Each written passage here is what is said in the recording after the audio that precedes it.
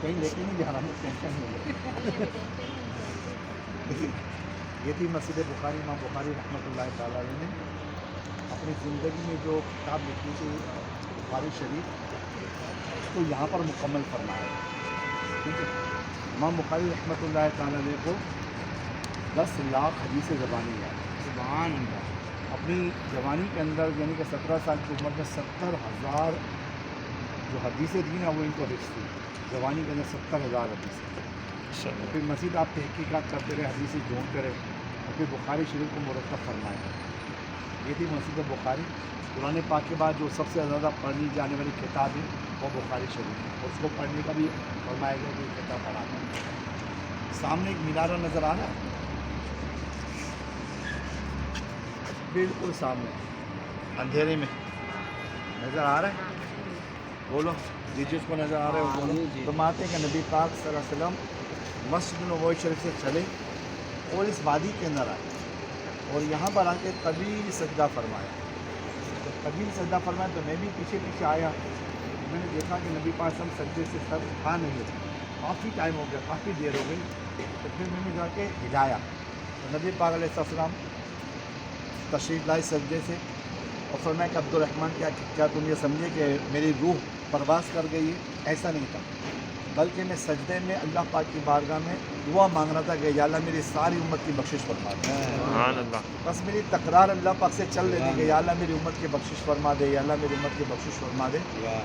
تو اللہ پاک نے میری دعا کو قبول فرمایا اور میری امت کے 70,000 ایسے لوگوں کو بخش کر کو بلا حساب و کتاب کرنا. اب تو رحمان اگر تم مجھے سجدے سے نہ اٹھا تو تم اپنی ساری امت کی بخشش کروا کے سر اٹھا. پھر اسی جگہ پر ایک آیت کریمہ ہے، آیت سجدہ، آیت درود.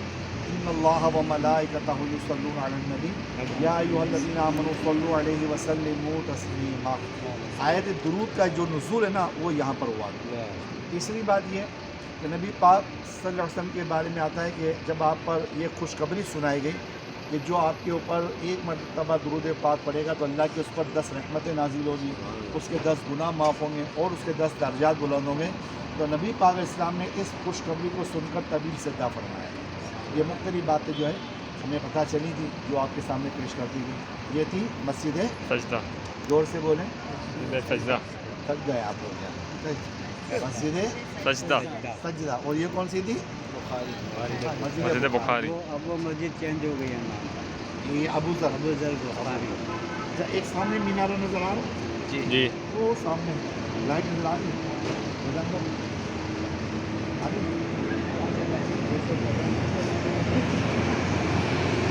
تو یہ جو ہے نا یہ مسجد اجابہ ہے. کون سی مسجد؟ مسجد اجابہ. مسجد اجابہ.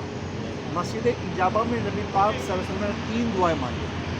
پہلی دعا کہ یا اللہ میری امت پر اجتماعی عذاب نازل کر. کہ پہلے کی قوم جب گناہ کرتی تھی تو ان کے اوپر اجتماعی طور پر عذاب ہوتا تھا اور ساری قوم ہلاک کر دی جاتی ہے. اللہ پاک نے دعا کو قبول فرمایا. دوسری دعا مانگی کہ یا اللہ میری امت کے چہرے مسک نہ ہو، ان کے گناہوں کی وجہ سے ان کے چہرے مسک نہ ہو. پہلے کی امت جب گناہ کرتی تھی ان کے پیشانی پر گناہ لکھ دیا جاتا تھا. اللہ پاک کی بارگاہ میں نبی پاک علیہ السلام دعا مانگی کہ یا اللہ میری امت کے چہرے مسک نہ ہو. تو جو پہلے کی امتیں گناہ کرتی تھیں ان کے گناہوں کی وجہ سے کسی کو بندر بنا دیا گیا، کسی کو خنزیر بنا دیا، کسی کو سور بنا دیا گیا. تو نبی پاک علیہ السلام نے یہ دعا بھی مانگی کہ یا اللہ میری امت کے چہرے مسک نہ ہو. یہ دعا قبول کر دی. پھر تیسری دعا مانگی کہ یا اللہ میری امت آپس میں جھگڑے نہ ہو، آپس میں ان کے اندر جھگڑے نہ ہو. تو یہ دعا جو ہے محفوظ کر دی. اس دعا کو روک دیا گیا اور آج امت کے اندر نا اتفاقی ہے، جھگڑے، ساس بہو کے جھگڑے، نند بھاوت کے جھگڑے ہیں، بھائی بھائی کے جھگڑے ہیں، دوست دوست کے جھگڑے ہیں، خاندانی جھگڑے، کاروباری جھگڑے، حتیٰ کہ دینی جھگڑے بھی ہو رہے ہیں. مختلف فرقے ہو گئے، اس کے اندر جھگڑے ہی جھگڑے ہو گئے. تو یہ دعا جو ہے محفوظ کر لی گئی تھی، روک دی گئی تھی. اس وجہ سے جو امت کے اندر آج نا اتفاقی پائی جاتی ہے وہ اس وجہ سے.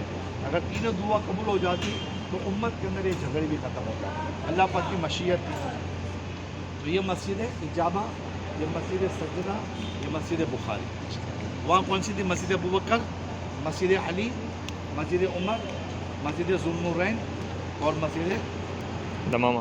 غمامہ. ٹھیک ہے، یہ ساری مسجدوں کی آج ہم نے زیارت کی. اگر آپ لوگوں کو یاد رکھنی ہے تو اس کو نوٹ کر لیجیے، ورنہ جو آپ لوگوں کو یہ اپنے کاروان میلاد کے پیج پہ ویڈیو اپلوڈ کی جائے گی، جب بھی دیکھنی ہو تو وہاں سے آپ لوگ دیکھ سکتے ہیں اور اپنی فیملی کو بھی دکھا سکتے ہیں. کیا نام ہے پیج کا؟ کاروان میلاد. تو ایک بات یہ بھی ہے کہ آپ لوگ نا یہ احمد بھائی آپ کو جیسے بھیج دیں گے آپ لوگوں کے جس کے نمبر ہے، تو آپ لوگ اپنے گھر میں USB بنا لیں کہ کبھی فیملی بیٹھتی ہے، جمع ہوتی ہے، عید ہوتی ہے، شادی بیاہ ہوتی ہے، یا پھر جیسے بڑی راتیں آ جاتی ہے تو بندہ خوشی کا اظہار کرتا ہے کہ چلو USB لگا دی ہمارے یہاں یوٹیوب کے اندر، اس کے اندر کیا نام LCD کے اندر، تو وہ بھی دیکھ سکتے ہیں آپ لوگ، ورنہ تو موبائل میں سب کے پاس آ ہی جائے گی انشاءاللہ تبارک تعالیٰ. ٹھیک ہے، اگر کوئی غلطی ہو تو معاف کیجیے گا، آپ کو بہت چلایا میں نے اور ابھی مزید بھی چلنا تھا، مگر یہ کہ ہمت کو جواب دے رہی ہے سب کی. ایک پہاڑ نظر آ رہا ہے صاحب، یہ کون سا پہاڑ ہے؟ یہ جنتی پہاڑ ہے. کون سا پہاڑ ہے؟ جنتی پہاڑ.